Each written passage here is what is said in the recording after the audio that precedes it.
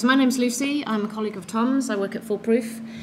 So I'm going to give a little talk today on the theme of future TV. So this first slide's all about me. I'll keep it quite brief, but I'm going to put it out there straight away. I don't actually work in TV. I don't have a background in TV like quite a lot of people here in the audience today and quite a few of the speakers. I was trying to think of a little story on my way here of kind of some experience that I've had in kind of related to production, and the only thing that kind of came to mind was I've once appeared in the audience for Trisha, which obviously it's filmed down the road, so actually there's probably loads of people here that have been in the audience for Trisha. But however, I do have some really good relevant experience. Over here we've got some examples of the types of organisations that I've worked with. I've worked with quite a lot of content creators, broadcasters and consumer electronics device manufacturers. So what I've got to say today hopefully will be quite interesting, and I'm really hoping it'll be quite useful for you. So I mentioned the Norwich connection, and that's basically because I went to university at University of East Anglia, so I did a degree and masters there. Most of my professional life I've worked in digital agencies, either in Melbourne, Australia, or in London. And for the last 2.5 years I've been working at Foolproof. And Foolproof, for those of you who know or don't know, are a user experience agency. And through working there I've had the opportunity to work kind of with a lot of these clients. And really helping them create great digital experiences in the broadcast kind of area. So just to kind of clear this up as well, in case, who here actually knows what user experience is? Great, so we've got a few people, probably 40%. So user experience basically is it's the way a person feels about interacting with a brand, product or service. It's commonly and often mistakenly thought to be usability. And while usability is part of user experience, user experience itself is a lot more holistic, and it has kind of a social and an emotional connection to it as well. So I think for everyone here in the room, in a kind of broadcast sense, they should be thinking of user experience as that experience that sits around content and sits around kind of program brands. So the purpose of my talk today really is to highlight that there's been a lot of changes in terms of technology and a lot of changes in the way that we consume TV. And that's throwing up a whole heap of opportunities. But in order to kind of really leverage and take advantage of those opportunities, we have to kind of think about this person in the middle here, which is the audience. So there's two parts to this talk. First part, I'm going to give a quick kind of whistle-stop tour through some changes in technology and changes in how we can consume TV. And really that's to paint a picture that it's quite a rapidly changing space.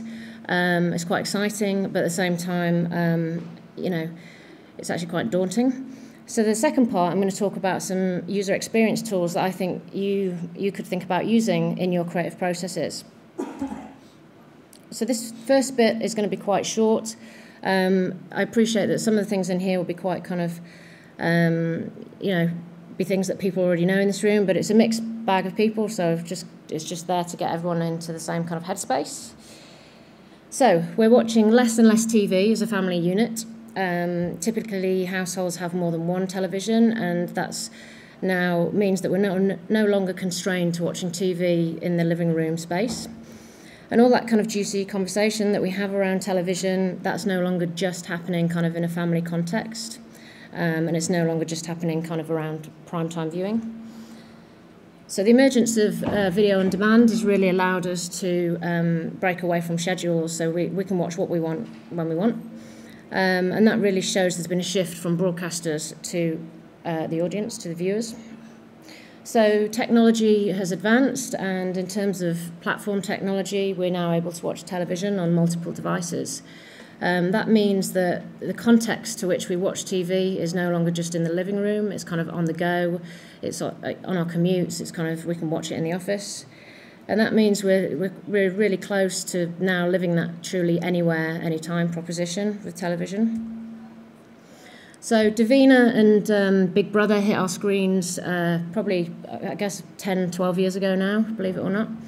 And that really started to challenge the traditional genres of television. So we've seen a lot of variants of social TV over the last, reality TV over the last kind of decade. But what we've seen in the last few years is kind of a switch towards a lot more user engagement in terms of television shows. And I think we're a lot more interested in society and society issues. So who'd have thought, like only, a couple of years ago, who thought we'd actually want to watch Heather give birth in a pool, let alone kind of call that entertainment and then at the same time kind of tweet about it and comment on the One Born Every Minute website. So things are changing. So multi-screen viewing is essentially a program that's delivered across two separate kind of screens, sometimes called dual screen or two screen. And this has been kind of born out of the insight that people are emailing, texting, tweeting while they're watching television. So, this is a really good example where producers have kind of latched onto a behavioural change and created a content experience around that. So this is the bank job. This is what we call a play-along quiz show. So you can actually play along on the internet or you can play along on your mobile device. And that's been really well received this year. So another example of that is this is a Star Player app, which basically bridged the gap between kind of live television and kind of a simultaneous game experience. So you were able to predict certain outcomes happening within the kind of the next 30 seconds of the game. Its design kind of draws down in gamification techniques, so it's got reward, competition, it's social, kind of built into it. So that's a really kind of emerging space at the moment. Social TV, that originally started with a few apps, so Miso, Tunafish, that kind of thing, but Zbox is arguably kind of the leading example in the social TV space. And that's really an example of where someone's kind of harnessing that desire for people to kind of communicate while they're watching TV, whether that's through email.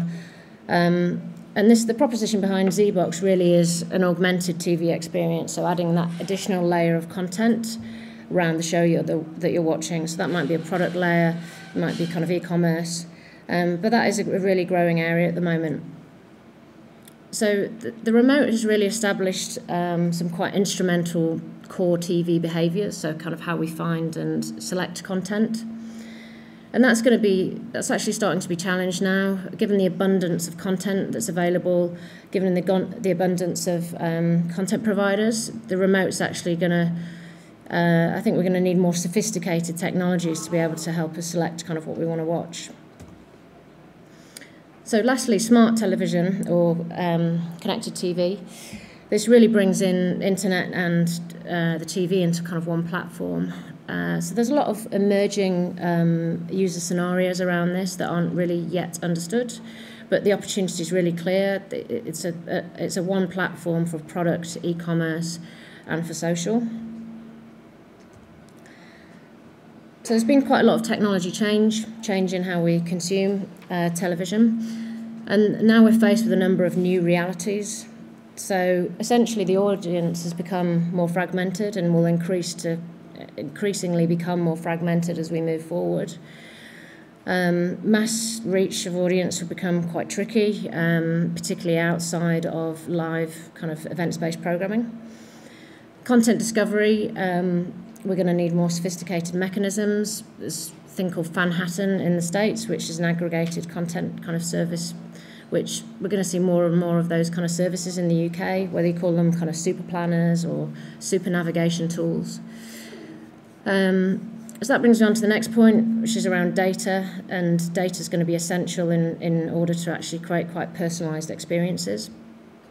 I think both channels and brands are going to struggle with loyalty, probably more channels, to be honest, and program brands will be looking to kind of drive engagement through multi-platform commissioning. So we're already seeing multi-platform commissioning being a really kind of solid strategy in terms of some of the leading broadcasters.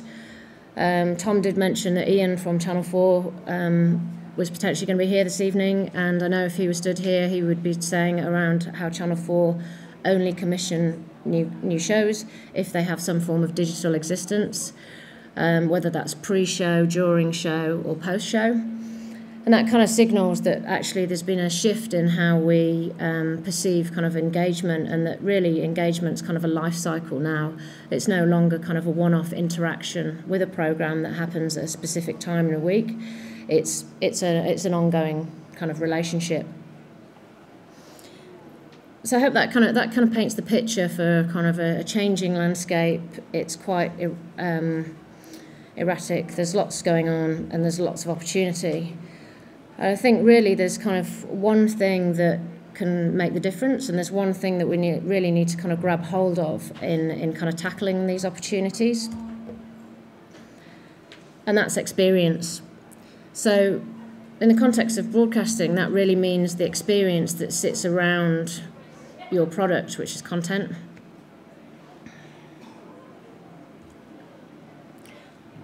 So I'm now going to move on to the next part, which is an opportunity for me to kind of talk about some user experience tools.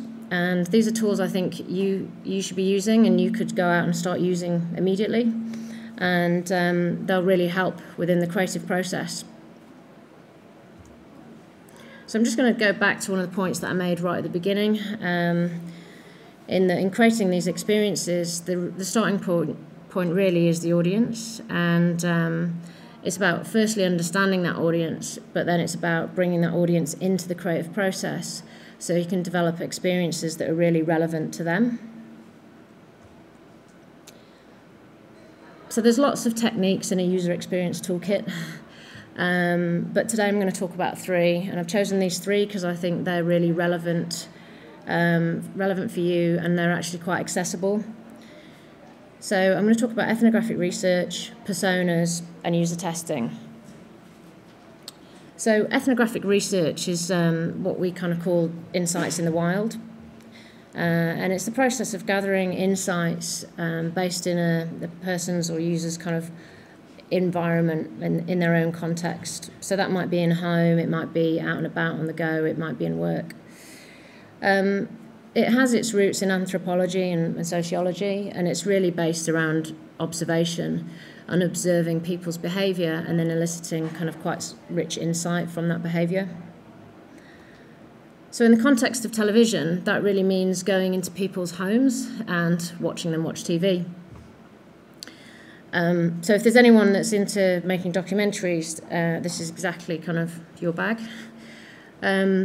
So the sort of things we'd look at would be we'd go in home. We'd look at the social context in which people are watching TV. So who else was in the room? What kind of influence those other people have in the room on that program that's being watched? Look at kind of how decision making, how people are deciding what programs to watch.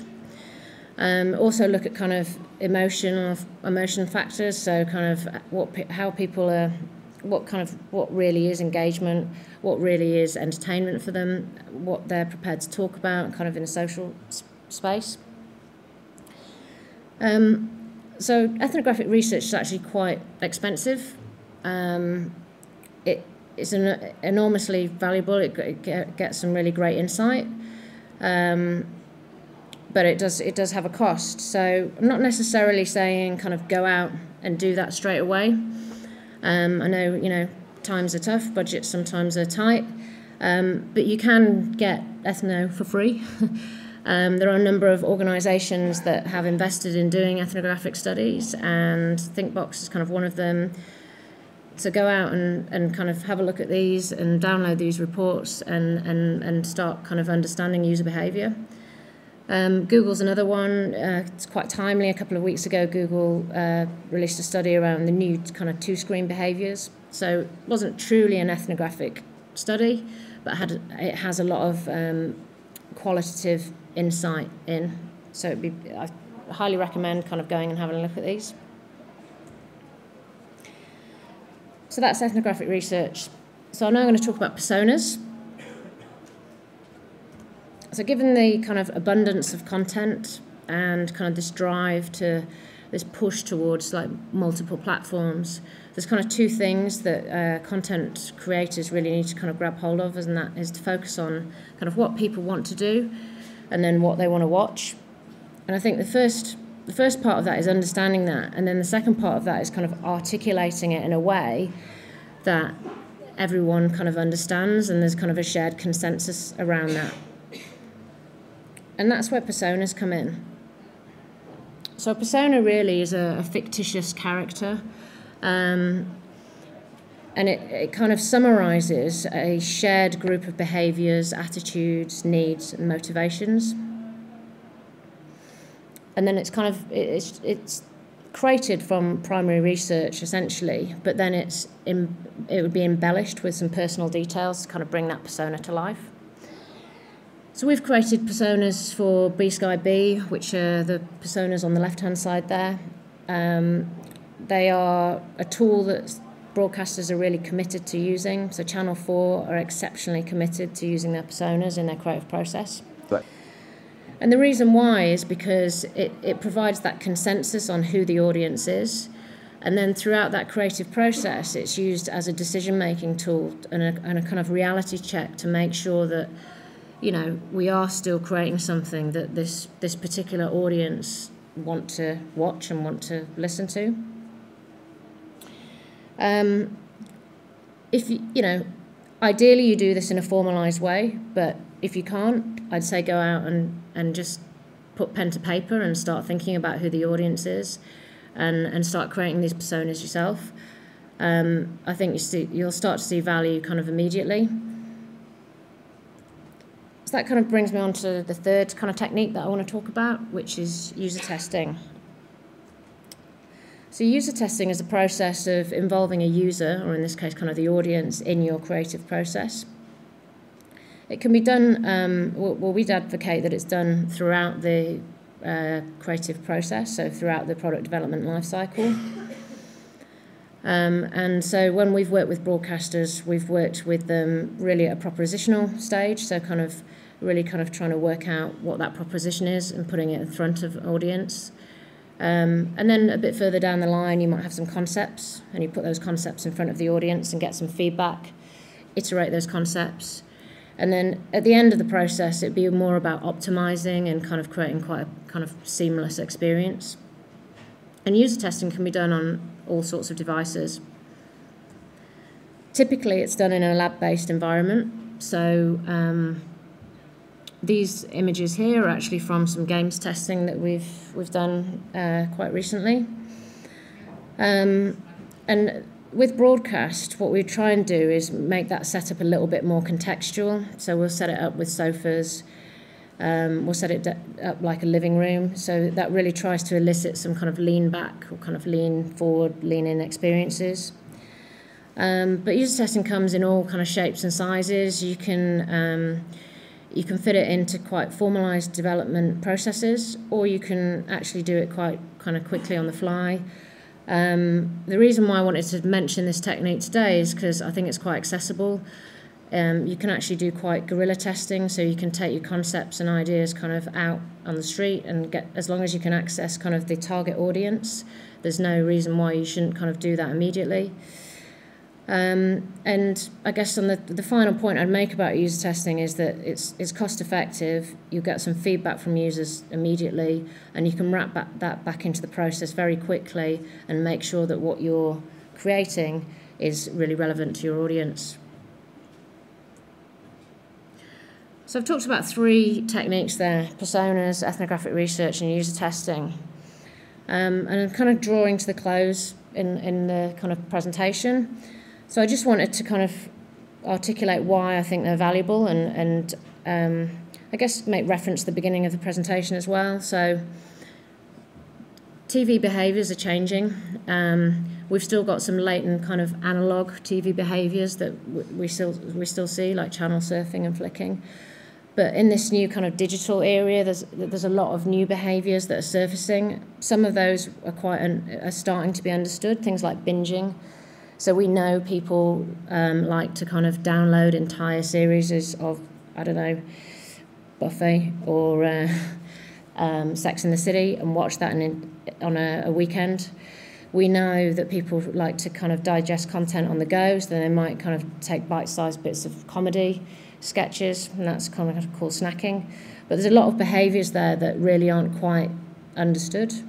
And therefore, those 3 techniques that I've talked about really help to tap into these behaviours and really unpack them and understand kind of what are the new multi-screen behaviours relevant for broadcast.